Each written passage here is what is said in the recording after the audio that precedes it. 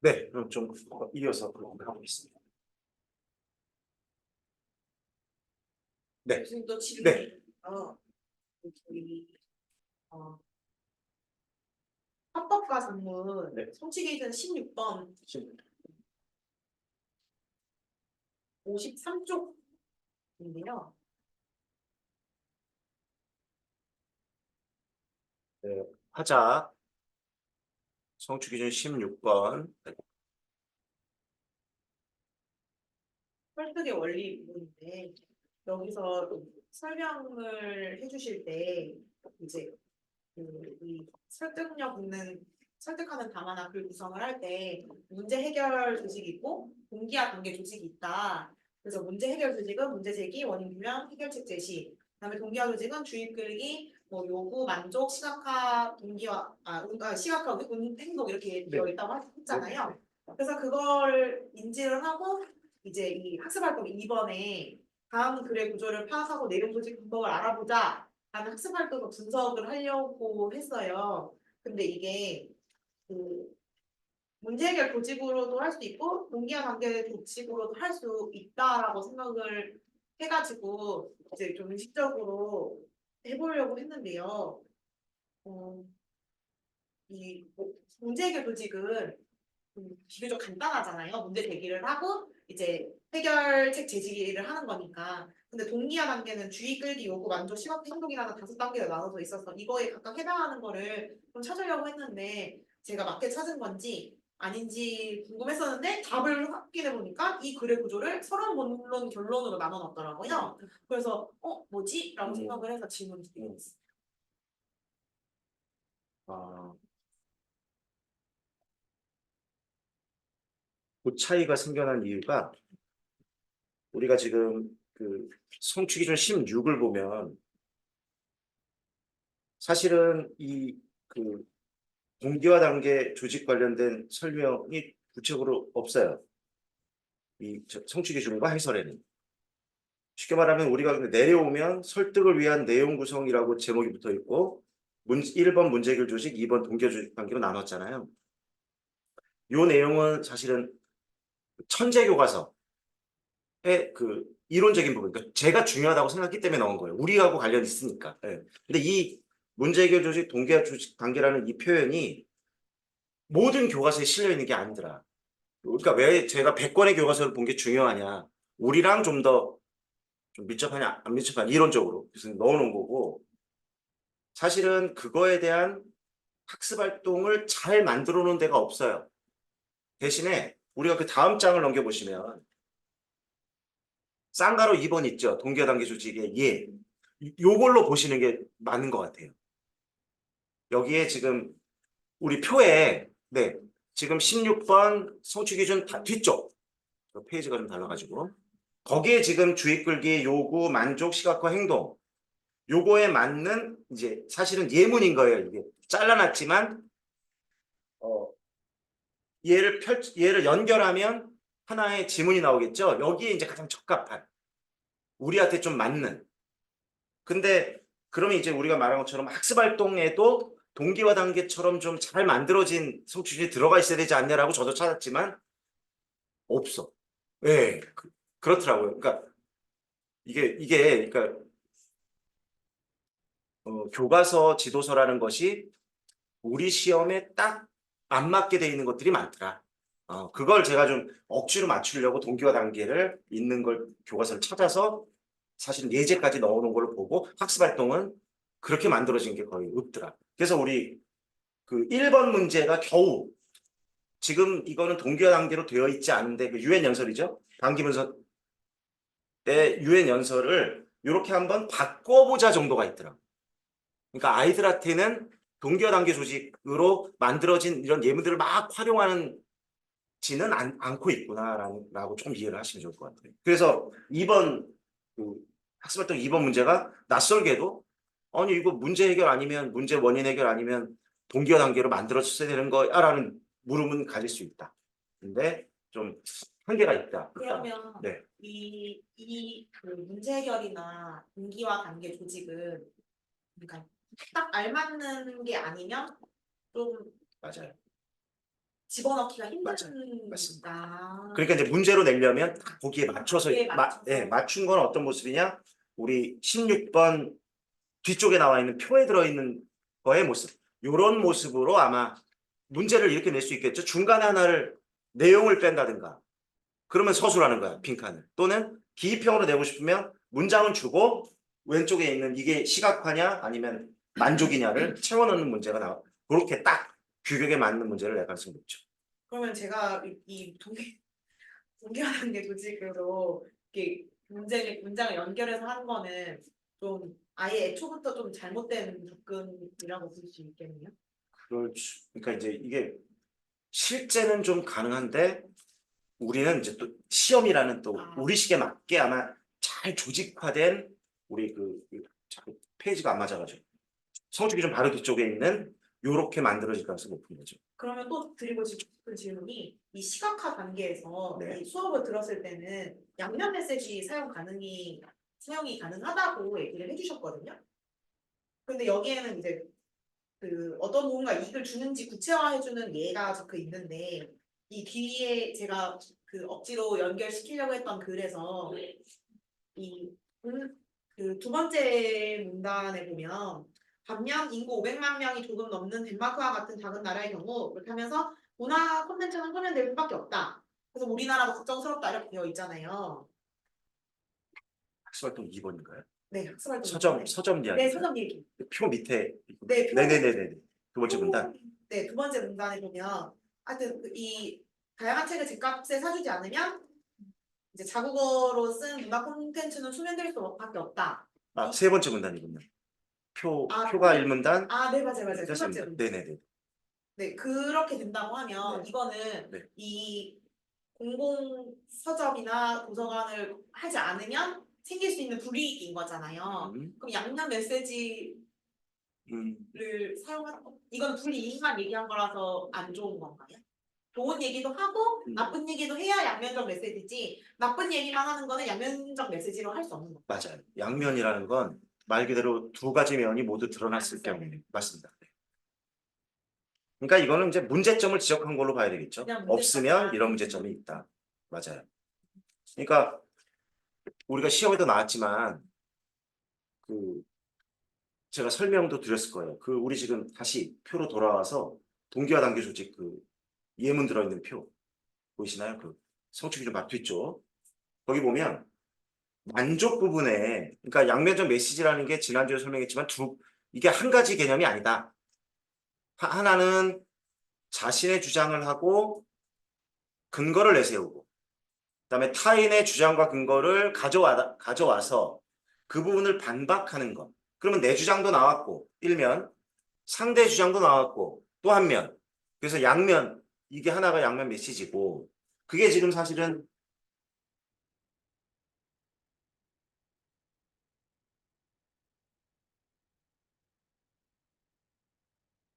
하나의 메시지의 개념이고 방금 말씀하신 게 시각화 부분에 내 거를 하면 이런 이득이 있어 하나의 메시지고 그러나 말을 듣지 않으면 문제가 생길 거야가 또 하나의 메시지고 이게 두 개가 나오면 우리가 일면 메시지 그런데 양면 메시지인데 근데 이런 것도 있어요.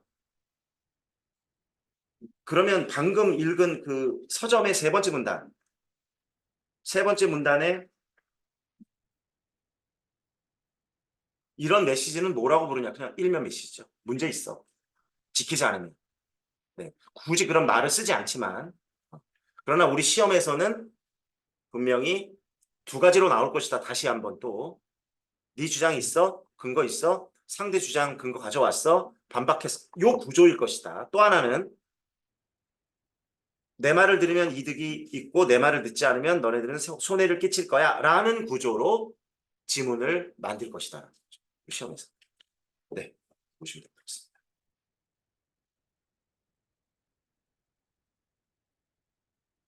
네. 됐고 다음 쪽에 우리 동기화 단계 조직 다음 쪽에 이거 이제 익숙하신가요? 청자를 고려한 내용 구성? 이제 좀 익숙하신가요? 그러니까 이게 중요하다고 반복하면 눈에 이렇게 들어온다. 그런데 그 개념을 내가 다 알고 있지는 못했지만 제가 1월 달, 2월 달에 한 10번은 말했을 거예요, 이거. 그죠? 청자 또는 독자를 설득하기 위한 여러 가지 이제 수준부터 백윤지 쭉. 근데 언뜻 기억나. 이건 백윤지 됐다는 거 어느 정도. 그런데 깊이 못 들어갔다면 이런 과정을 계속 거치면서 반복하면서 이제 눈에 들어오기 시작할 것이다. 정말 효율적인 방법이라는 거죠. 오케이. 네, 또 질문.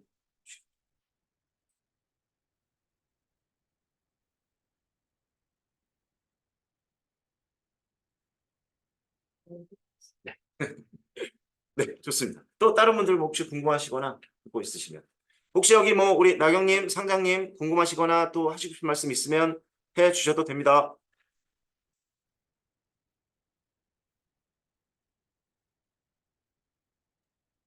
저는 괜찮습니다. 아, 제가 수업이 워낙 수업을 잘 해가지고 잘 네, 알고 그럼 있어요. 그래서 기출문제 이따가 질문하도록 아, 하겠습니다. 네, 네, 알겠습니다. 예, 나경님도 뭐 특별한 질문 없으실까요? 교수님, 저 하나 있습니다. 아, 네, 목소리가 좀 잘 안 들립니다. 잘 들리시나요? 네, 조금 더 크게. 네, 알겠습니다. 네, 저는 그 페이지 44페이지인데요. 화작인가요? 네? 네, 화, 화작입니다. 네네, 그 성취 기준 혹시 말씀해 주실까요? 15번 성취 기준입니다. 15번인가요? 네, 네, 15번. 그 성취 기준 해설 나와 있는 바로 뒤쪽 페이지에 보면 근거의 종류에서 교수님께서 4가지 말씀해 주셨는데요. 네. 거기서 두 번째 개인의 경험이 사실 논거라고 설명을 해주셨는데 이 부분이 조금 이해가 안 돼서 질문 드립니다. 저희가 지금 15번 화작 15번째 성취 기준 논증의 원리와 방법을 이해하고 새로운 주장을 입증할 책임이 자신에게 있음을 안다. 그 뒷장입니다. 거기 보면 그 논증의 구성 요소라고 돼 있고 표에 근거의 종류에서 4가지를 넣어놨죠. 사실이나 사건, 개인 경험, 증언, 통계 자료. 네. 그 중에 제가 설명을 사실이나 사건, 그다음에 개인 경험, 그다음에 통계 자료는 사실 논거로 볼 수 있고 증언은 의견 논거로 볼 수 있다라는 이제 말씀을 드렸는데 지금 이제 나경님 궁금한 점은 개인 경험을 사실 논거로 볼 수 있느냐라는 이제 말씀을 해주셨습니다. 일단은 그렇게 볼 수 있고요. 여기에 이제 개인적 경험을 근거로 사용할 때 이를 청중의 경험과 결부시키면 효과적이다. 이게 이제 일단 사실 논거로 볼 수 있고요. 여기에 하나만 덧붙이면 좋을 것 같아요. 음.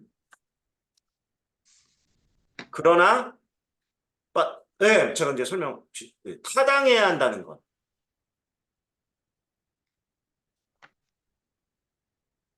이게 타당하면, 그러니까 물론 타당하지 않아도 사실 논거라고 볼 수는 있어요. 다만 그것이 이제 쓸 수 있는 논거냐, 적절하냐, 아니냐는 따져봐야 한다는 것. 예를 들어 이런 겁니다. 우리 그런 경우 많잖아요. 뭐 여러분들 뭐 누구랑 대화할 때 나 뭐 어떤 예를 들까요? 이런 예를 들죠. 뭐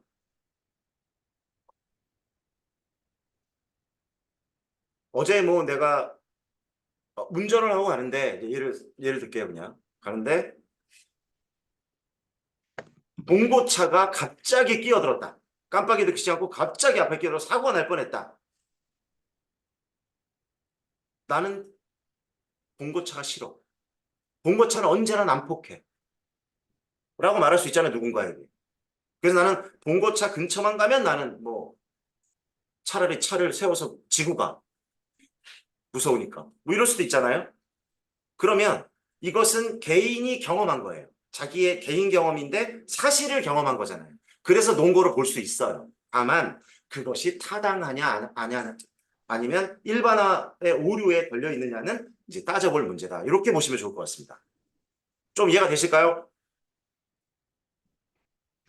네, 근데 교수님 그러면 네. 개인 경험은 객관적인 사실이라고 보기가 조금 애매할 것 같은데 타당하다고 해도 어쨌든 개인의 경험이니까 그래서 저는 사실 사실문건은 객관성이 그 베이스에 깔려야 된다고 생각을 했는데 그런 기준으로 바라보면 안 되는 걸까요? 예, 맞아요. 객관적이기도 하고요. 또 보편적이기도 해야 되는 게 맞는 것 같습니다. 여러 가지가 그러니까 객관적이든 보편이든 뭐든 누구나 좀 다수가 누구나 그렇게 느끼는 거. 우리 그 시험 문제에 나왔던 객관식 기출 시절에 한번 토론 문제에 나왔던 예제가 뭐냐면 그, 그 흡연을 정부가 규제해야 하는가라는 이런 객관식 기출이 나온 적이 있었습니다. 그때 이제 주장하는 쪽에서 규제하면 안 된다. 반대하는 측의 내용이 뭐였냐면 제 주변에서 나이가 많으신 분인데 오랫동안 흡연을 했음에도 불구하고 건강에 이상이 없었습니다. 그렇기 때문에 그거는 개인의 자율에 맡겨둘 문제이지 정부가 규제하면 안 됩니다. 이런 이제 기출도 있었거든요. 그런 걸로 놓고 본다면 그건 누구나 인정하는 그런 내 주변의 한 사람의 예의지 보편적인 어떤 이 근거를 가진 거라고 보기는 좀 어렵기 때문에 이제 사실 근거이기는 하나 옳지 않다. 근거로서는 점수를 좀 매기기 어렵다. 이렇게 볼 수 있을 것 같아요. 저 질문 네. 하나만 해도 되나요? 그러면 아까 그 교수님께서 방금 들어주신 예가 이제 보편적으로 많은 사람들이 흡연을 했을 때 건강이 나빠졌잖아요. 이게 저희가 보편적으로 알고 있는 사실인데 내 주변 한 사람이 안 아팠으니까 그걸 했을 때 타당하지 않다고 해주신 거잖아요. 그럼 예를 들어 저는 담배가 나쁘다고 생각을 합니다. 왜냐하면 저희 할머니께서도 담배를 피우시다가 돌아가셨습니다. 미안하다고 얘기를 했어요. 그러면 이거는 사실 논거로 인정을 받을 수 있는 건가요? 자, 이제 그것도 놓은 거 자체만 가지고는 만약 상황이 바뀌면 이제 흡연이 아니라 다른 상황으로 바뀌면 뭐 애매해요. 그러나 지금 든 예는 다른 통계가 뒷받침 충분히 또 할 수 있는 예를 들어 이런 거죠. 뭐 이런 거요. 오늘 아침 뭐 새벽 5시 50분에 둥근 해가 떠오르는 걸 저는 목격했습니다. 내가 본 거잖아요. 그러나 누구나 전 네모난 해가 뜨는데요. 그쵸? 이렇게 상황을 누구나 그래 이거는 뭐 대체적으로 누구나 그렇게 느끼는 것이고 또는 해가 뜨고 지는 건 또 보편적 진리인데 내가 개인적인 경험을 했다 하더라도 얘는 보편성을 띈다면 근거로 이제 인정받을 수도 있는 거죠. 다만 이제 어떤 맥락에 가느냐에 따라 좀 달라지겠죠. 좀 이해가 되실까요, 님? 네, 이해되었습니다. 네. 감사합니다. 뭐 혹시 추가 질문 없으실까요, 여러분들? 교수님, 그리고 한 가지 더 질문 드리고 싶은 게 있는데, 네, 조금 더 크게 해주시면 잘 들릴 것 같습니다. 네, 잘 들리시나요? 네네. 네, 화법과 작문 성취 기준 3번인데요. 3번이요. 네.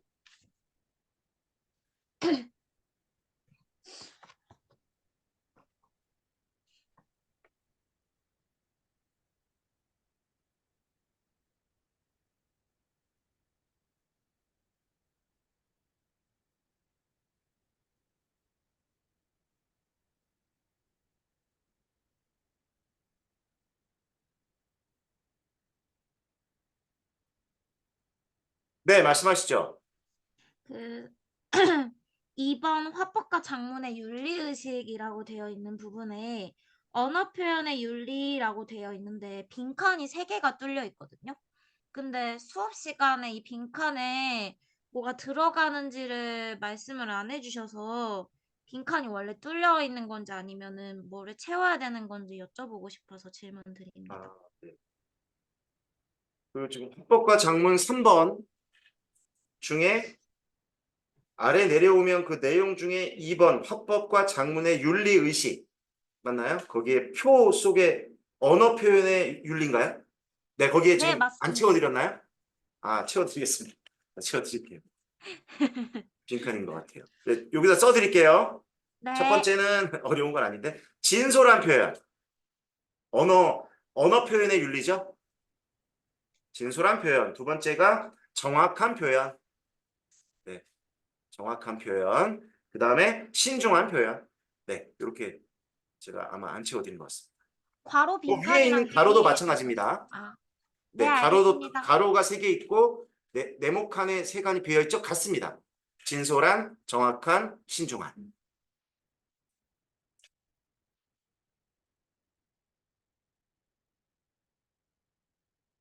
네, 되셨을까요? 네, 되었습니다. 네, 고맙습니다.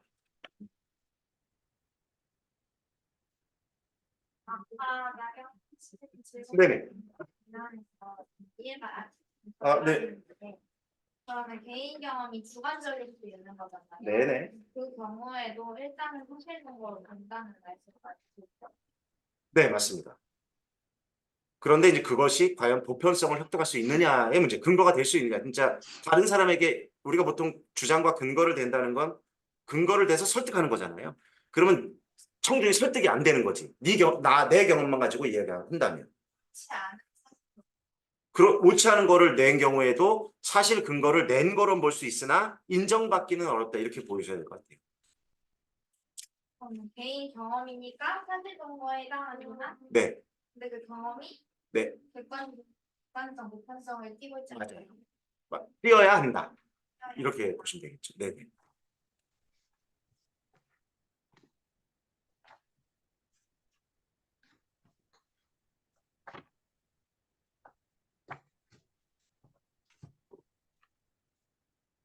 네, 그러면 그 성취 기준 관련된 질문은 마무리되는 걸로 봐도 되겠죠? 네, 그러면 우리 지난주에 이어서 그 2023 기출 관련된 부분 조금 논의를 해보죠. 결국 그거 네. 나눈 네. 거를 보내드렸어야 했는데 깜빡했고 나누는 거 보죠. 그 의견 나눈 거를 네네. 정리해서 아, 그럼 2, 3은 그냥 네네. 좀 두고 네네. 2, 2일부터 드릴게요. 진행을 하죠. 네네네.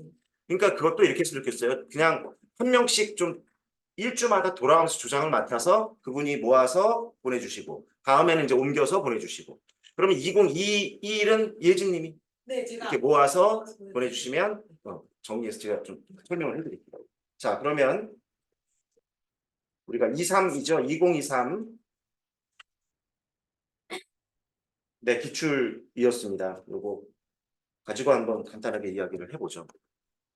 혹시 뭐 푸시면서 느꼈던 거, 궁금한 거, 또 깨달았던 거 이런 것들 한번 이야기해 보시죠. 저희가 그때 얘기를 나눌 때 이 그 A를 풀 때 그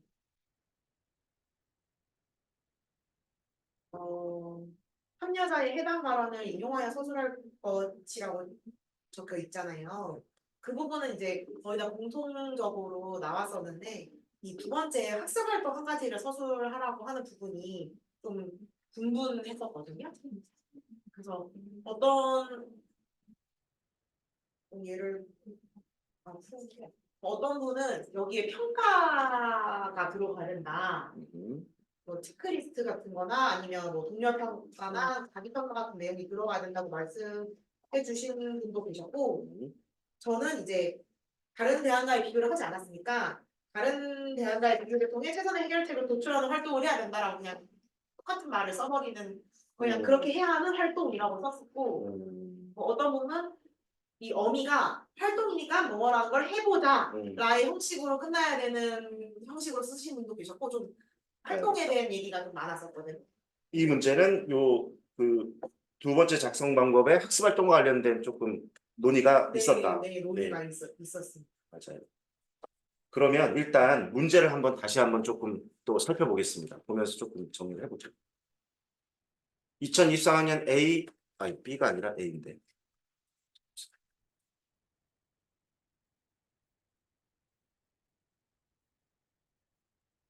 A형 서술형 3번 문제입니다. 찬찬히 한번 보죠, 뭐 또. 가는 김 교사가 실시한 토익 수업의 기록이고 나는 가를 자료로 수업 연구에서 논의한 내용이다. 작성 방법에 따라 서술하시오. 수업 기록가. 학습 목표. 토의에서 의견을 교환하여 최선의 해결안을 도출할 수 있다. 그러니까 이미 우리가 이제 문제를 풀어봤지만 학습 목표 속에 토의에서 의견을 교환하여라는 말 속에 이미 이제 묻어 있는 거죠. 이미 문제를 줬으니까 지문을 줬는데 이 의견 교환이라는 게 결국은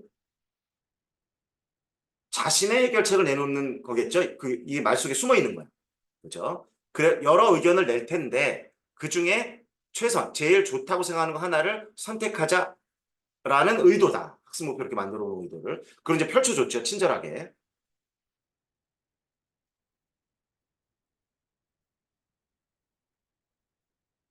자, 여기서 어때요? 이게 물론 토의라고 하는 우리 화법의 이론 문제입니다. 근데 여러분 이제 풀어보시고 논의하시면서 이론이 토의 이론이 많이 필요하던가요? 어떻게 느껴지실까요? 어때요? 우리가 토의 공부를 했는데 과연 이 문제를 풀 때 어떤 토의 이론이 많이 필요했는가? 아니면 제시문만 잘 분석하면 그 안에 답이 들어있을까? 로 판단한다면 이 문제는 사실은 토의 형태를 띠고 있지만 지문 속에 답이 라고 보시면 될 것 같아요. 자, 한번 가볼게요. 민 나옵니다. 교수학습 활동입니다. 도입 단계, 도입, 전개, 정리 이렇게 셋으로 나눠놨죠. 아주 잘 나눠놨어요. 보통 도입, 전개, 정리. 도입, 교사는 학생들에게 학습 목표를 제시하고 이전 수업에서 다룬 학습 내용을 상기시킨다. 좋습니다. 전개로 가면 교사가 토의에서 최선의 해결안을 도출하는 과정을 설명하고 학생들은 모든 토의를 수행한다. 그러니까 여기는 지금 뭐가 생략된 걸로 보냐 하면 선생님이 토의에서 최선의 해결안을 도출하는 과정을 먼저 설명했다는 게 빠져 있어요. 그러니까 했다 치는 거죠. 학생들에게 이미 레슨이 된 거야. 최선의 안을 도출하려면 이렇게 해야 한다라고 이제 이론적인 설명은 끝난 걸로 보는 거죠. 그래놓고 이 한 모둠의 토의 내용 일부, 이게 바로 학생들은 모둠 토의를 수행함에 실제 예가 되는 것이다. 어려운 내용은 아니에요. 그냥 송원은 어떤 방식으로 여러분하고 비슷한 방식으로 아마 풀어나갈 겁니다. 한번 비교해 보시면 돼요. 자, 사회자. 지금 우리가 학급 내 혐오 표현을 줄이는 해결 방법은 무엇인가라는 문제로 토의, 이게 논제죠. 혐오 표현 이제 줄이는 거 있는데요. 각자 자신이 생각하는 해결을 말씀해 주시기 바랍니다. 참여자 A. 교실에서 혐오 표현을 한 사람에게 똑같이 말해줘요. 참여자 B. 혐오 표현 줄이기 캠페인을 제안합니다. 혐오 표현의 문제점을 지속적으로 생각할 수 있게 한다는 점에서 교육적이라고 생각합니다. C. 혐오 표현을 쓰면 벌 청소를 하는 것으로 해요. 손해를 본다는 생각을 해야 혐오 표현을 쓰지 않게 되고, 이게 지금 첫 번째 작성 방법과 사실은 관련이 돼 있죠. 그게 나의 A와 연관되어 있죠. 그렇죠? 그러니까 나도 한번 읽어보겠습니다. 다 알고 있는 내용이지만 한 번 더. 수업 연구의 대화록 일부. 김교사. 이번에 토의 수업을 했는데요. 수업 중 모든 토의에서 이루어진 학생들의 수행 논의 자료를 가져왔다. 학생들이 토의 과정에서 최선의 해결안에 이르지 못했습니다. 읽어보니까. 이 수업에서 선생님이 강조하고 싶었던 학습 내용은 무엇이었나요? 자, 김교사. 핵심이죠. 저는 토의의 각 단계별로 학생들이 알아야 할 것들을 토의 과정을 통해 경험해 보게 하고 싶었어요. 그런데 학습이 충실하게 이루어지지는 않은 것 같아요. 그래서 학생들의 토의 수행 활동 자료를 바탕으로 개별 학습자들이 이 토의 과정에서 서로 의견을 내고 어떻게 조율을 해서 문제를 해결해 가야 하는지를 이 자리에서 선생님들과 그러니까 다시 말하면 김 교사가 지금 토의에서 최선의 해결안을 도출하는 과정을 잘 설명했는데 학생들이 이해 못한 건지, 선생님이 조금 설명이 부족했던 건지, 어찌됐건 아이들의 실행에 문제가 있었다는 것을 김 교사가 커밍아웃 한 거야. 그 토의 자료를 보니까, 그죠? 가를 보니까, 그 전개 단계를 보니까. 박 교사, 자료의 앞부분을 보면 학생들이 해결안을 제시하고 있는데 해결안이 갖출 최소한의 구성 요건에 대해 다시 한번 설명해 주면 좋을 학생이 있는 것 같아. 그러니까 이 말을 여러분, 이게 문제는 안 냈지만 선생님이 어떻게 했다고 보는 거죠? 일단 빠뜨린 거 없이 잘 설명한 것으로 보여요. 그러면 잘 설명했다는 근거는 어디서 확인할 수 있죠? 다시 한 번 더 있고요. A, B, C를 읽어보면 잘한 학생이 있다는 거죠. 그 얘기는 선생님이 설명했는데 어떤 친구는 잘 알아들었고 어떤 친구는 잘 못 알아들었다는 의미로 우리가 문제는 안 나왔지만 독해를 해보면 그러니까 박교사의 말이 뭐냐 하면 이 어떤 말로 했냐면 선생님의 설명을 잘 알아들은 친구도 있는데 그 학생들이 모든 토의한 거 보니까 그거를 잘 이해 못한 친구도 있는 것 같아요. 그 친구들에게 다시 한 번 더 설명해 주시면 어떨까요? 이런 의도로 하게 되죠. 어려운 내용은 아닙니다. 그래놓고 이제 작성원 첫 번째를 보면 이제 여러분이 다 아는 거겠지만 A와 같이 판단한 이유를 참여자의 해당 발언을 인용하여 서술할 것. 자 그러면 누구를 인용하면 좋을까? 일단은 참가자 A를 인용하는 게 좋겠죠. 왜냐하면 그 해당 발언을 인용하라고 했으니까. 그럼 A는 어떤 문제가 있습니까? 근거를 맞습니다. 네, 잘 파악하신 거예요. 답은 정확합니다. 다만 김 교사는 잘 설명했는데 어떤 친구들은 어떤 친구 이해 못했으니까 그 친구에게 그러니까 그 친구가 다시 한번 설명해 주면 좋을 학생. 그래서 그 친구에게는 그럼 이제 뭐라고 설명해 주면 좋을까요? 바로 방금 말했죠. 주장은 잘했어. 예를 들어 학생 A 철수야. 주장은 잘했는데 거기에 맞는 해당하는 적절한 근거를 좀 첨부하면 어떨까? 이렇게 말로 하면 이렇게 글로 쓰면 이제 문면으로 쓰면 되겠죠. 저희 스터디할 때 네네. 나왔던 얘기인데 네. A만 쓰는 선생님도 계시는데 네네.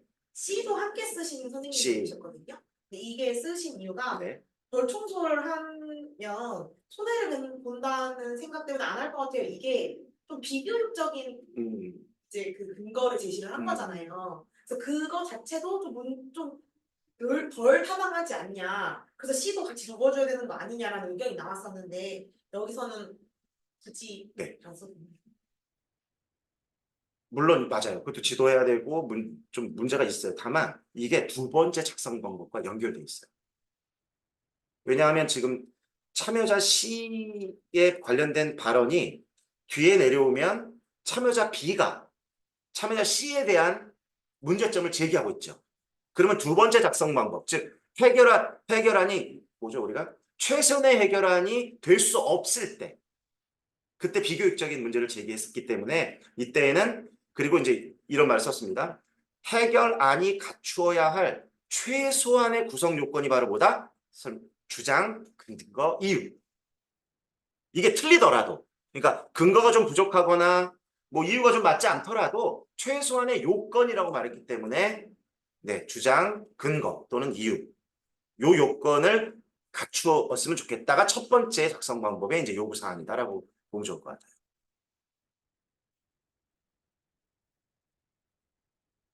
그러니까 의도겠죠. 그러니까 A라고 쳐놓고 이 의도적으로 출제하여 준 이유 최소한의 구성 요건 이거에 주장이 있고 근거가 있느냐 또는 주장이 있고 뭐 근거 이유가 있느냐 그거를 따져보라는 의도 같아요. 내려오면 저도 같은 생각입니다. 해결안이 제대로 구성되어야 이 구성이란 말이 바로 최소한 주장과 근거가 있어야 제대로 구성된 것이라고 본다. 그 다음에 이제 이걸 과연 실행할 수 있느냐 없느냐의 문제를 넘어가는 거죠. 그 흐름인 것 같아요. 맥락이. 그죠? 최교사. 그리고 사회자의 두 번째 발언 이후에 최선의 해결안 안을 도출하는 부분인데요. 특히 참여자 B가 최선의 해결안을 이끌어내기 위한 해결안 검토 방법을 사용하고 있어요. 이것도 되게 친절하게 준 거야. 이거 어렵게 만들려면 어떻게 하면 되죠? 골라라. 그러니까 문제를 난이도를 더 높이는 방법이 있어요. 그때는 찾아서 옳게 한 사람들의 한 친구가 왜 옳은지 그 다음에 옳지 않은 친구들은 왜 옳지 않은지까지 묻는다. 이게 임용기출의 난이도를 높고 낮추는 하나의 모습이다. 여긴 줬어요. 친절하게 조금 쉽게. B가 잘했다.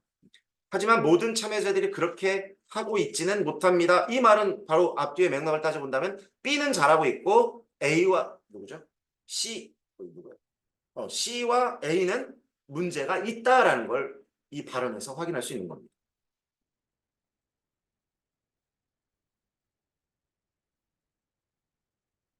그렇죠?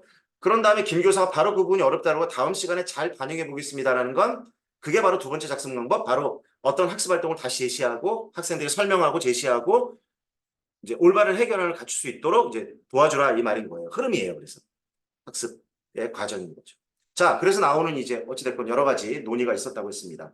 일단 밑줄 친 B와 같이 판단한 이유를 써라.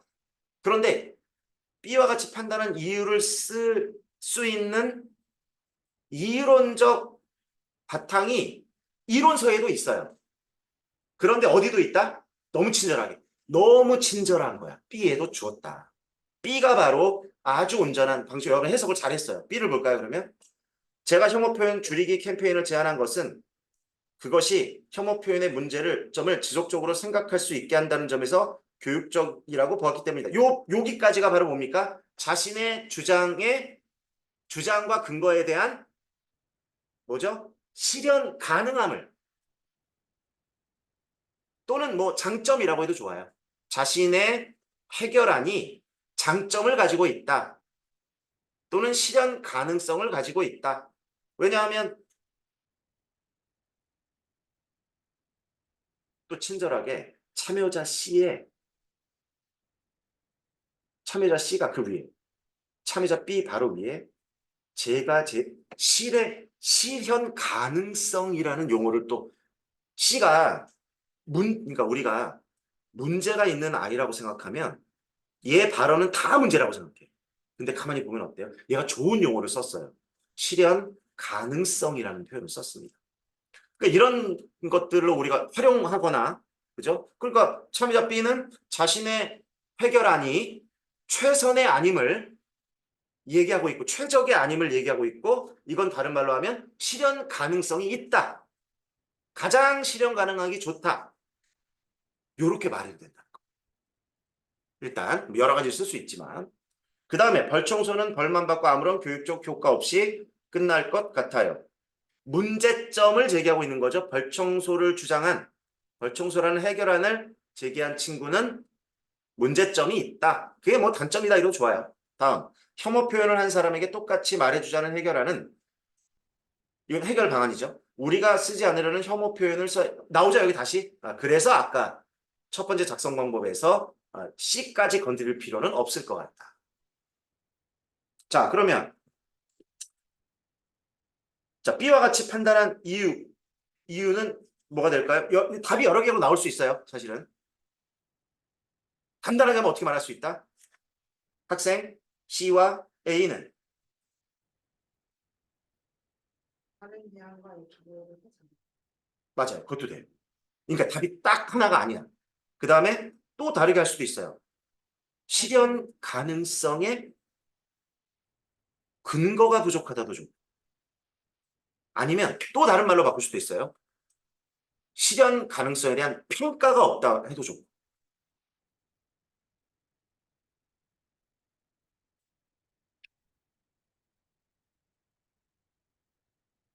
그래서 이게 판단한 이유하고 학습활동 한 가지하고 사실은 살짝 섞여. 비슷해. 그래서 어떤 걸 선택하냐에 따라 말만 바꿔주면 돼요. 자, 그럼 예를 한번 들어보면 이 A씨 아까 뭐 실현 가능성에 근거가 없다든가 대안에 대한 평가가 없다든가 그죠? 또는 해결안에 대한 장단점을 파악하지 않았다. 맞죠? 원래 해결안은 그것이 해결안이 나오면 그 해결안에 대해서 좋은 점은 어떤 것이고 좋지 않은 점은 어떤 것인지를 논의해야 되는 게 맞는 거란 얘기죠. 자, 이제 핵심으로 들어갑니다. 여러분이 어려웠던 거. 이를 근거로 김 교사가 학생들에게 지도할 학습활동 한 가지를 서술해라. 이 말은 제가 일어나기가 싫으네. 앉아 있다 보니까. 다시 이제 요 학습활동.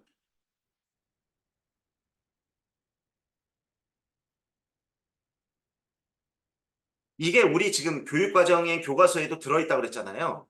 지문이 들어있고 뭐뭐 해보자. 하여튼 형태는 이런 모습이어야 해요. 뭐 써본다든가 말해본다든가 생각해본다든가 정리해본다든가 정리해보자 말해보자 그죠? 이렇게 끝나면 좋을 것 같아요.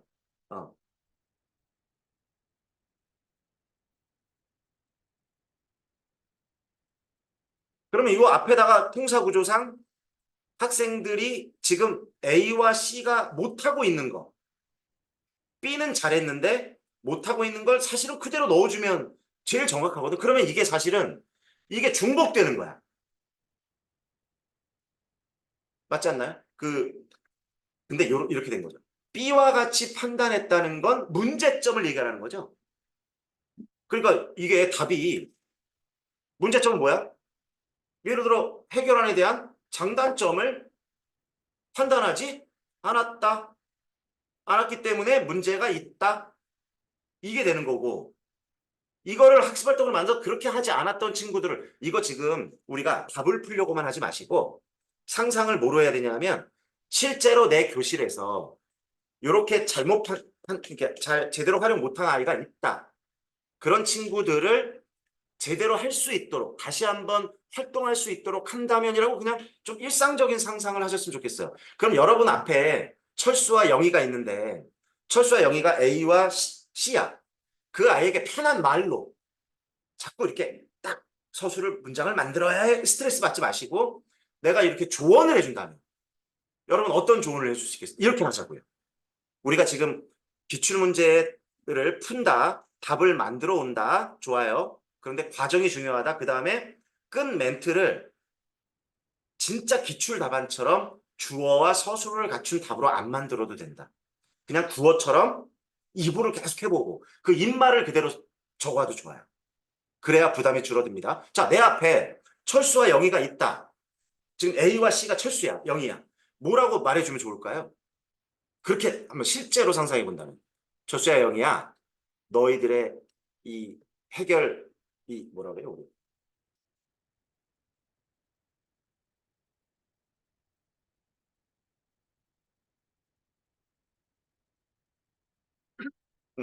지금 우리가 최선의 해결안을 여러 나온 해결안 중에 최선의 해결안을 도출해야 하는데 너희들은 문제점 먼저 얘기해 주죠. 너희들은 그 해결안들의 장단점에 대해서 좀 더 세밀하게 파악을 했어야 되지 않겠니? 하지 못했구나. 그 다음에 그다음 뭐라고 할까요? 그죠? 근데 해봐야 돼. 해보는 게 어때? 라고 말할 수 있죠. 근데 이걸 활동으로 바꾸면 뭐로 붙이면 된다고요?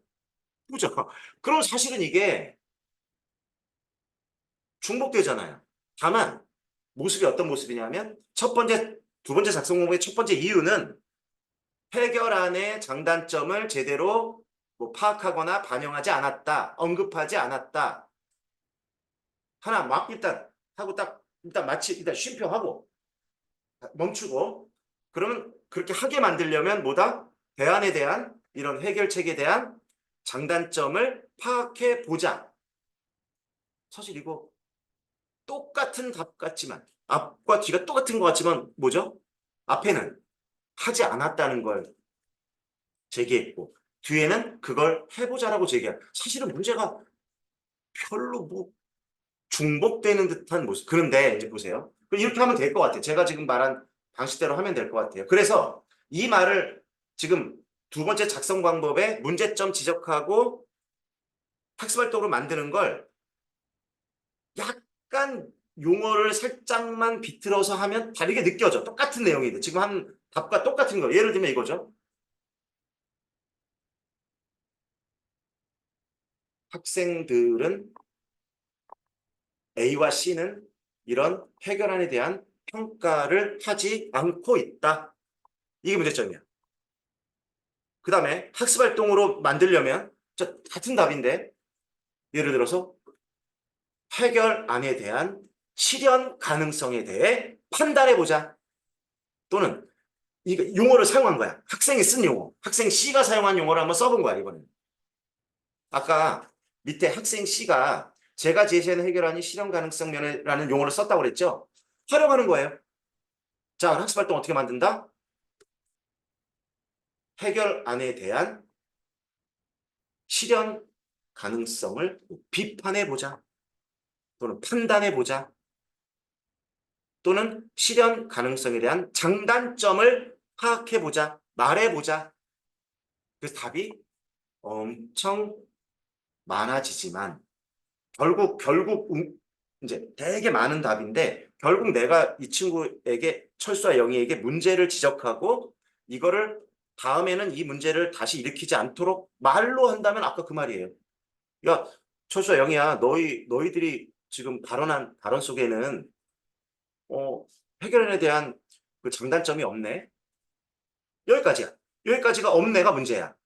그러면 다음부터는 장단점을 넣어보자도 되고 또는 실현 가능성을 요거 두 개를 맞바꿔 쓰면 좋을 것 같다고 제 말은.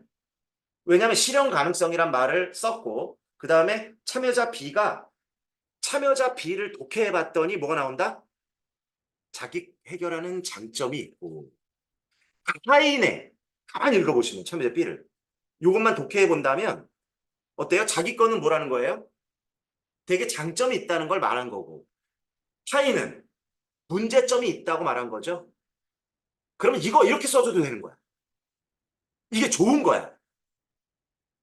이해가 중요해요. 지금 뭐뭐뭐뭐 다 서술을 어떻게 써? 네 줄 안에 들어가는 다 버려. 다 깨버려. 깨버리고 여기에 나와 있는 멘트나 용어대로 간다면 뒤바뀔 수도 있는데 일단 참여자 C가 실현 가능성이라는 표현을 썼다면 어떻다? 그 실현 가능성에 대한 판단, 비판 하지 않고 있죠. 근데 사실은 누구 거에 대해서 하고 있. 자기 것도 안 하고 자기 건 다 좋대. 뭐 하고 있죠? 타인에 대해서 평가 안 하고 있는 거야, 사실. 봐봐. 참여자 A도 어때요? 내게 좋아요. 참여자 C도 어때요? 내게 좋아요. 맞잖아요? 참여자 B도 어때요? 내게 좋아요. 맞나요? 근데 문제가 있다는 거야. 모든 참여자가 그렇게 하지 않고 있다는 B. 저기 동그라미 B. 맞죠? 근데 그 윗줄 최 교사가 그러니까 이게 맥락을 읽는 게 되게 중요하다는 겁니다. 최 교사가 반드시 뭐냐면 B는 잘했다고 말했어. 그럼 B가 기준이야. 그럼 B는 뭘 잘한 거죠?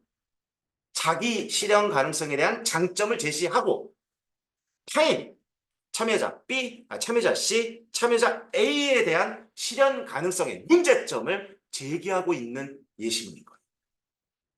그래서 물론 그냥 장단점 이렇게 가볍게도 우리가 결론을 낼 수 있지만 문제의 의도는 무엇인가? 여기에 의도예요. 이 지문의 의도. 근데 여러분 이론서에 가면 어떻게 되냐면요. 최적의 안을 이제 도출하려면 여러 해결안들 간의 장단점, A의 장단점, B의 장단점, C의 장단점 이렇게 하게 돼 있어요. 이론은. 근데 여기는 이 문제의 맥락은 뭐다? C는 자기 장점, A도 자기 장점, B도 자기 장점. 근데 최 교사가 B가 잘했대. 그럼 뭐다? 자기 장점. 그러니까 이론에 있는 것만 우겨넣지 말고 B는 자기 장점 이야기하면서 C와 A의 문제점을 제기하고 있다는 게 이 핵심 독해의 분석이다. 이해되실까요? 그런데 이 문제를 다르게 내면 어떻게 낼 수 있느냐? 이 문제를 이런 거예요. 지금은 A, B, C가 발언하고 잘 보세요. A, B, C가 발언하고 A, B 마지막에 이제 다시 A, B, C가 이 최적의 안을 논의하는 A, B, C밖에 없거든요. 그런데 실제 토의 장면 만약에 맥락이 바뀌면 이런 거예요. A와 B와 C가 어떤 해결안을 냈는데 토론은 A, B, C만 하는 게 아니잖아요. 자, 이 맥락을 다른 맥락을 만들어 보는 거야. 그러면 참여자 D가 있을 수도 있다는 얘기예요. 맞죠? 그럼 이 참여자 D는 각각 A, B, C에 대해서 뭐 할 수 있을까요? 예를 들어서 A의 장단점, B의 장단점, C의 장단점을 말할 수도 있다. 그럴 경우에 딱 이론하고 맞는 거예요. 토의 이론에 그렇게 나오거든. 해결안에 대한 장단점을 분석해야 한다. 이해되시나요? 근데 이 문제는 뭐예요? 그 일반론적인 거라기보다는 여기에 특수화되어 있다. 이게 맥락을 보는 것이다. 문제의 맥락을 보는 것이다. 물론 여러분이 우리가 논의하고 일반적인 것도 틀린 거 아닙니다. 최적의 해결안을 결국은 최적의 해결안을 도출해낸다는 건 결국 해결안의 장점과 그죠? 또는 문제점에 대해서 파악하는 게 맞아. 근데 이가 되세요? 지금 무슨 말인지 제가 좀 어렵게 말씀드렸나요? 이 안에는 다 자기의 장점에 대해서는 이야기하고 있으나 B만이 타인의 해결안의 문제점도 제기하고 있다. 이걸로 좀 또 곰곰이 또 생각해 보시면 좋을 것 같습니다. 어떤 의도인지는 아시겠죠? 네. 그 학습 활동 네. 이제 장단점을 비교해서 네네. 해보자. 네. 너무 좋지만 네. 어떤 학습 활동에도 이거 더 구체적으로 가는 경우도 있잖아요. 그거의 내용만 들어가 있다면 네. 뭐 그때 저희 나왔을 때 좀 인상 깊었던 게 체크리스트 음. 장단점을 체크하는 거예요. 주장이 맞는지 뭐 근거가 맞는지 그리고 여기에 장점이 뭔지 이런 식으로 하는 그런 활동을 해보자를 넣는다고 해도 충분히 정답으로 뭐 정답을 도출하는 게 중요한 건 아니지만 그래도 저희가 궁금한 가려는 건 그런 거니까 충분히 가능한 것 그럼 같아요. 이럴 수 있을 것 같아요. 학습활동이 이제 몇 문제가 들어갈 수 있잖아요. 1, 2, 3 이런 식으로. 그러면 지금 하는 우리 이 과정을 끝내고 다음 단계로 하나 더 만들 수 있을 것 같아요. 근데 이 과정에 앞에 과정이 없으면 지금 방금 말했던 장단점을 한번 철수야 여기야 장단점을 그러니까 누군가의 그 타인의 어떤 해결안에서 최적의 안을 선택할 때에는 반드시 좀 장단점을 파악해 볼래? 라고 이제 우리가 제안할 수 있잖아. 그 다음에 할 수 있을 것 같아요. 그 다음 활동으로 그 다음 이제 뭐 두 번째 활동이라면 그 다음 활동으로 자 제시된 체크리스트를 보고 그 다음에 거기에 한번 체크해 보자로 그 다음으로 나가야 될 겁니다. 요 전 단계가 필요할 것 같아요. 이 문제에서. 아니면 그때 나왔던 주류 의견들이 이제 평가에 되게 초점이 되어 있었는데 그때 나경 쌤이 뭐라고 말씀하셨는지 기억이 안 나요. 나경 쌤이 직접 얘기해 줄 수 있나요? 체크리스트요? 아니 체크리스트 말고 처음에 선생님께서 그때 네. 평가 자기 평가인가 자신의 장단점을 평가해보자 이렇게 한번 얘기해 주셨지 않나요? 아, 저는 그 학습 활동으로 어떻게 생각했냐면, 다른 토익 참여자들의, 그러니까 지금 여기 보면은 참여자 B만 A랑 C에 대해서 비판적인 견해를 이야기를 하고 있잖아요. A랑 C는 그 상대방의 의견에 대해 비판적인 견해를 이야기하지 않고 그냥 내 견해가 내 입장이 제일 좋아라고 얘기하고 있으니까 좀 설득력이 떨어지잖아요. 그래서 저는 이 점을 생각해서 학습 활동은 다른 토익 참여자들의 입장을 비판적으로 생각하면서 점검하고 평가해보는 활동을 해보자 이런 식으로 썼거든요. 그래서 그때도 그렇게 말씀드렸던 것 같아요. 그러니까 다른 참여자들의 입장을 비판적으로 평가할 수 있는지. 그래서 평가, 그때 그 평가, 타인을 평가하는 거. 네, 이거 맞는 것 같아요. 그렇게 그 평가는 맞는 것 같아요. 그 평가라는 표현이 들어간 다음에, 그러니까 타인의 해결안에 대해서도 한번 평가해 보자. 뭐 단점도 네. 장점도 이렇게 들어가는 평가라면 뭐 맞을 수 있다고 봅니다. 그래서 그것과 네네. 연관지어서 본인의 입장이 타당한지에 대해서도 자기 평가할 수 있는 거고 상대의 입장이 뭐 비판적인지 아니면 타당한지에 대해서도 동료 평가할 수 있는 거고 해서 아, 그런 식으로 이야기를 아, 말씀드렸던 것 같아요. 맞아요. 맞는데 이때 자기 평가, 동료 평가라는 말보다는 그러니까 이게 지도할 때, 그러니까 이 지도라는 건 그냥 평상시적인 언어로 하면 될 것 같아요. 이 용어 그런 용어가 들어가는 건 좀 위험할 수 있다. 그러니까 철수야 영희야, 너가 너희들의 장점도 제시했는데 우리 타인의 어떤 그 저기 해결안에 대한 장단점도 좀 평가하면 어떨까? 해볼 수 있겠어? 정도면 될 것 같아요. 그 정도 들어가는 뭐 평가라는 용어는 괜찮을 것 같습니다. 네. 네. 네, 감사합니다. 네. 때 네.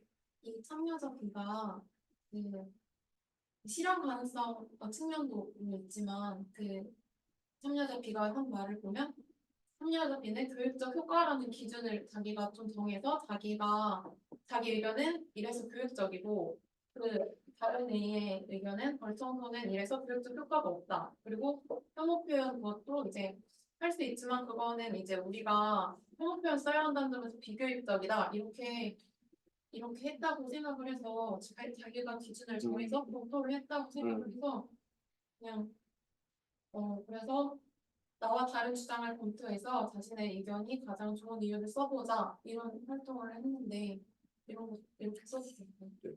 어찌됐건 상대, 나 이렇게 표현해. 그러니까 표현에 좀 다른 점인 것 같아요. 내용은 결국은 같고 지금 근데 말씀하시면서 되게 중요한 점도 얘기했어요. 뭐냐면 참여자 B는 기준을 갖고 있습니다. 맞죠? 그리고 이게 보편적인 여기서는 맞는 기준인 것 같아요. 혐오 표현이기 때문에. 그러면 말을 하나 더 붙이면 좋을 것 같습니다. 우리가 판단해야 되잖아요. 나는 좋고 상대의 해결하는 문제가 있어요.잖아요. 사실 장단점이기도 하고. 그런데 교육적이지 않냐는 기준을 세워서라는 거를 첨부해도 좋다. 네. 어떤 기준에 맞게 기준에 맞게 해결안의 장점과 해결안의 문제점을 그죠? 제시해 보자라든가. 좋은 표현입니다. 이렇게 잘 읽다 보면 그죠? 근데 그 말도 이론 속에 이미 있어요.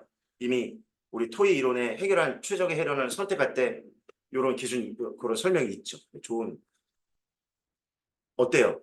답은 하나로 딱 떨어지지는 않지만 읽다 보면 이런 맥락 이게 참 이분들이 그냥 만들어낸 게 아니구나. 정말 머리를 짜내고 짜내서 뭔가 의도적으로 만들어 놓은 거라는 걸 읽어가다 보면 사실은 재미가 있어요. 문제를 풀다 보면. 그래서 이런 것들을 좀 경험해 보시는 게 되게 좋을 것 같다고 생각합니다. 네. 이렇게 하면 A 6번 A 6번이었는데 왜 A 소수령 3번이라고? 네, A형 6번은 해결이 되셨죠? 네, 그러면 뒷문제가 또 있나요? 네, B 소설 있네요. 3인데 이거는 네, 특별한 12월 달에 네네. 주셨어요. 네, 맞아요. 저희도 논의는 많이 안 맞습니다. 했었어요. 풀어서 뭐 특별히 근데 안 들으시 혹시 질문 있으시면 네, 해주셔도 돼요. 이해가 안 되시거나. 못 보고 왔어요. 그러면 하여튼 돌아가셔서 다시 보시고 혹시 궁금하시면 지금 여기는 그러니까 B형 3번은 특별하게 어떤 어려움은 없으신 걸로. 오케이, 좋습니다. 네, 그러면 뭐 혹시 더 하시고 싶은 말씀 있으시거나 하신 분들 좀 이야기해 주시죠. 궁금한 게 혹시 있으시다면.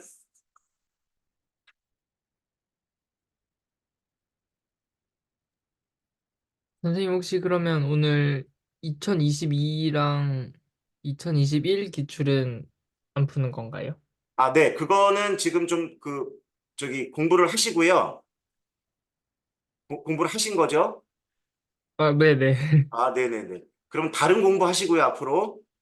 네. 하시고, 그 2022, 21은 다음 주 수요일 날 저희가 또 한번 논의를 해보도록 하죠. 네, 알겠습니다.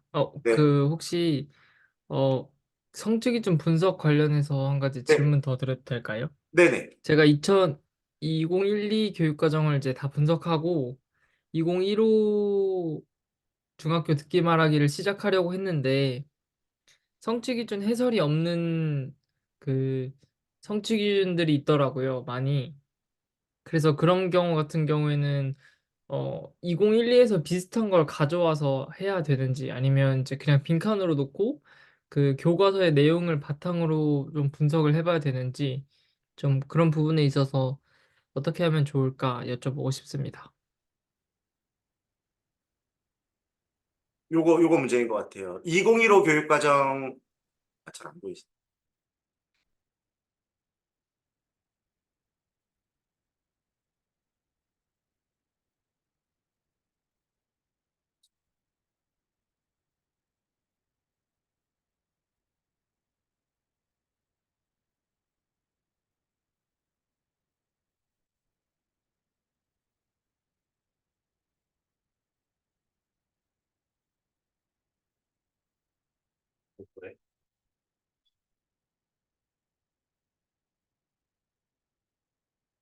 이 문제는 뭐냐면 이제 빈칸.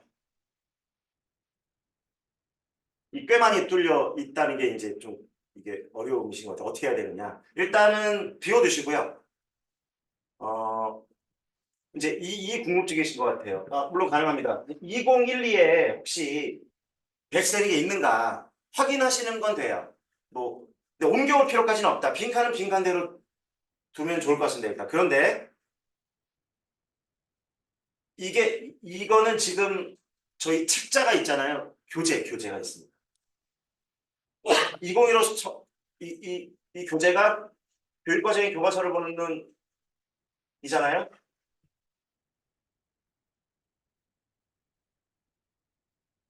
요 2015 교재. 여기에 보면 앞쪽에는 비어 있을 거예요. 이제 책을 펼쳐 보시면 앞쪽에는 비어 있습니다. 그런데 그러니까 앞쪽은 빈칸이에요. 근데 안쪽으로 들어가면 실제 이제 저기 뭐죠? 이론하고 학습 활동하고 제시문 붙어있는 대로 들어가면 채워져 있습니다. 채워져 있어요. 그러니까 이 빈칸이 없습니다. 여기는 안으로 들어가면 이해되시나요? 요걸 보시고 정리하시면 돼요. 지금 그런 거 안에 들어가 보면 지금 비어 있는 게 많죠. 거기는 그 맨 앞쪽에는 비어 있는데 안쪽으로 들어가서 똑같은 해당 성취 기준에 보면 안에가 해설이 채워져 있어요. 이 해설이 채워져 있다. 네. 채워져 있습니다. 내가 넣어놨어요. 그래서 근데 이 채워져 있는 이 부분이 원래는 없어요. 그러니까 이게 교육부에서 내온 교육부 책자에는 없는 것이다. 없는데 어떻게 채웠냐? 어떻게 채웠냐? 요 채우는 내용들이 완벽하게 돼 있는 데가 없어요. 그러니까 이 빈칸을 채울 수 있는 완벽한 방법이 없어요. 다만 이 지도서들을 보다 보면 이 빈칸 성취 기준에 대한 해설을 나름대로 그러니까 완벽하지가 않아요. 이게 교육부에서 내려온 게 아니기 때문에 나름대로 우리 출판사에서는 또는 뭐 박영목 천재 교과서 지도서에서는 이 성취 기준을 그 성취 기준이라는 말도 잘 안 씁니다. 그냥 해당 뭐 요 내용에 대해서 우리는 요렇게 바라본다 정도로 기록해 놓은 걸 제가 찾은 거야. 교과서들마다 비슷한 게 있는지 없는지를 다 100권을 들여다봐서 채워놨습니다. 그래서 그거를 일단 참고 1번 하시라.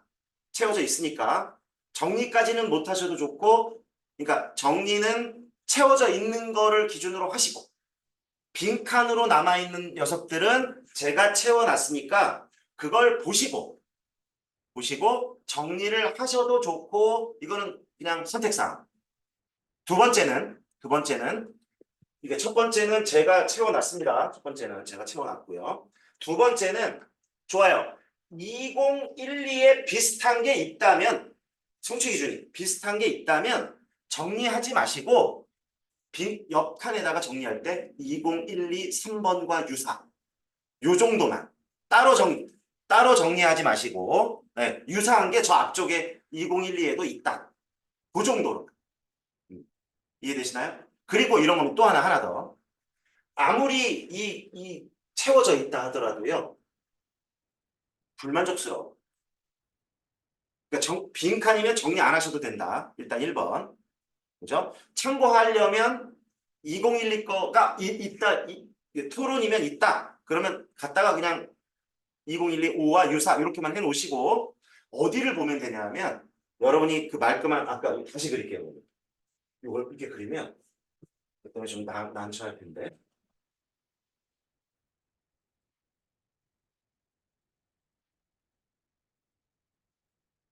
이렇게 돼 있잖아요. 학습활동으로 써야겠네. 여러분 요 부분을 좀 다시 한번 간단하게 말하면 이게 둘로 나뉘어 있어요. 둘로 나뉘어 있습니다. 둘로. 하나는 구조화된 좀 짧게 이렇게 2012도 마찬가지고 2015도 마찬가지입니다. 동일해요, 형태가. 제가 그렇게 만들었습니다. 얘는 좀 구조화돼 있어요. 얘는 줄글이 많아. 모습은 그래요. 이 이론 안에. 그럼 제가 아까 이 부분을 말씀드린 거야. 이 줄글이 이론서, 논문, 실용서 이런 걸 모아놓은 거고 얘는 여기와 관련된 내용을 한눈에 보도록 만들어 놓은 겁니다. 2012도 그렇고 15도 그래요. 그러면 여기가 만약에 빈칸이 뚫려 있다? 없다? 그러면 핵심은 요거예요. 요게 눈에 딱 들어와요. 그렇게 보시면 돼요. 아, 해설이 없구나. 해설이 있든 없든. 해설이 있으면 있는 거 잘 정리하시고 그 다음에 요걸 여기로 가는 거. 순서가 이게 이렇게 크죠. 크기가. 크기대로 간다면. 성취기준 해설, 기준 해설 관련된 구조화된 이론이 그 다음 크고 그 다음에 이제 줄글로 된 이론이 그 다음으로 크고 이렇게 돼 있어요. 제가 만들어낸 안에 있는 내용이. 그래서 빈칸이 아니거나 빈칸이면 아싸 정리 안 해도 된다 이렇게 생각하시면 돼요. 2015. 그리고 아 없구나. 그러면 첫 번째 제가 채워놓은 거를 참고할 것.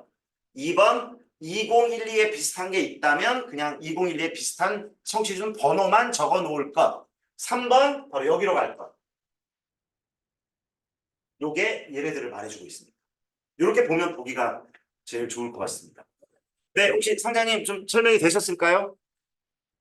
네, 이해했습니다. 아, 네, 감사합니다. 자, 그럼 혹시 뭐 추가적인 혹시 뭐 하실 말씀이나 질문 있으실까요? 아, 네, 네네, 네, 내일 나오는 자기 주제로 네, 맞습니다. 이게 지금 우리가 2012가 끝났습니다. 맞죠? 헌법과 장관이 끝났기 때문에 그 다음 나오는 교재는 2015에 대한 설명인데요. 훨씬 쉬우, 훨씬 쉬울 거라고요. 중복되는 부분들이 나오기 때문에. 다만 뭐가 다르냐? 예시문들, 안에 학습활동이나 그 다음에 그 제시된 예시 자료들이 다르죠. 그러니까 제가 시작할 때 말씀드렸잖아요. 풍부한 실제 예제들을 또 역시 만나게 될 것이다. 그 의도를 좀 봐가면서 확인하시면 뭐 크게 어려움 없을 거예요. 점점 양은 많아지지만요. 가만히 보시면 점점 양은 많아지는 대신 점점 조금 쉬워질 것이다.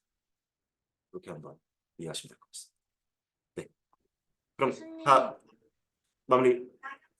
네네. 교수님 네네. 질문 있습니다. 네네. 오늘 강의 교재 따로 별도로 나갔나요? 아, 따로 없습니다. 이제 오늘 이제 내일 들어가는 목요일 강의부터는 그 2015 개정 화법을 보는 뭐지? 교육과정 교육과정의 교과서를 보는 눈. 증보판입니다. 요게 필요합니다. 이제 따로 화법은 자료가 안 나가고요. 요 책으로 안 보이네. 예, 학생들. 예, 요걸 준비하시면 될 것 같습니다. 네, 알겠습니다. 예. 교수님, 네. 그리고 정말 죄송하지만 질문이 하나 더 네네네. 있는데, 이건 사실 그 기출 문제인데 2012, 2022는 아니거든요. 네네. 근데 질문해도 괜찮을까요? 아, 네, 해보시죠. 그 2015년 15년이요? 네, 합법인가요? 네, 화법입니다. 아, 우리 할 건데 이제 앞으로? 근데 지금 당장 너무 궁금해서요. 아, 그래요? 예, 예, 한번. 네, 예, 한번 질문해 보시죠. 네, 그 2015년 A형 기입형 1번 문제인데요. 네, 그 대화의 원리, 공손성의 원리 관련한 문제인데 그 기입형 문제라서 네, 동그라미 기억이랑 동그라미 니은을 채우면 되는 문제인데 네, 저는 동그라미 니은이 조금 이해가 잘 안 돼서 네, 그 질문을 드립니다. 네네. 저는 동그라미 니은 부분이 관용의 경륜을 위배했기 때문이라고 생각을 했거든요. 음, 네, 근데 그 찾아보니까 막 요령의 경륜을 위배했다고 되어 있어서 네. 제가 공부한 게 틀렸나라는 생각이 들어가지고 질문을 드립니다. 뭐 썩 좋은 문제라고 보긴 어렵고요. 일단 관여의 경륜을 어긴 걸로 보입니다. 이유는 뭐냐면 여러 가지 요인이 있는데 이 다의 학생과 교사의 대화의 예제가 결혼서에 그대로 들어있어요. 그쵸, 교수님. 예, 그 우리 학생이 헌법기본하고 그 네네. 헌법 교육을 위한 뭐 의사소통 이론에 똑같이 들어있어요, 사실은. 네, 맞아요. 그래서 그 학생이 선생님의 설명은 어려워서 이해가 안 돼요가 네, 사실 남 탓이잖아요. 맞아요, 교수님이 설명해 주셨을 때. 맞아요. 근데 이제 관용의 경륜은 남 탓을 내 탓으로 바꿀 수 있고 다시 내 탓을 남 탓으로 바꿀 수 네네, 있으면 맞아요. 관용의 경륜이다라고 네, 말씀을 해주셔서 네네. 제가 분명히 그렇게 배웠고 복습도 음, 했는데 왜 요령의 경륜이지? 라고 되어 있어서 음, 답에는 그래서 어디예요? 이 부분 네? 어느 답에? 그 막 그냥 제가 아, 떠돌아다니는 예, 예, 맞아요, 맞아요. 네, 그거는 그래서 일단, 예, 네. 맞아요. 떠돌아다니는 그 답은 그냥 믿지 마시고, 아, 네. 일단 관용으로 보시고, 근데 여기서도 이제 문제가 경률로 말하라고 하지 않았기 때문에, 아, 우리가 네. 시험에는 이제 경률로 써라 그런 경우도 있잖아요. 네. 경률로 표현 안 해도 될 것 같아요. 아, 그럼 좀 풀었어도 상관이 없는 걸까요? 네네. 그래서 좋은 문제라고 보기는, 이게 잘 조직된 문제라고 보기는 좀 어렵다. 좀 풀었어도 괜찮을 것 같다. 네, 알겠습니다. 네. 그럼 우리 뭐 감사합니다. 나중에 또 한번 그 저기 요 2015 할 때 또 대화의 원리 관련된 것도 한번 논의를 해보죠. 뭐. 네, 감사합니다. 네. 네. 그럼 이상으로 마치겠습니다. 감사합니다. 고맙습니다.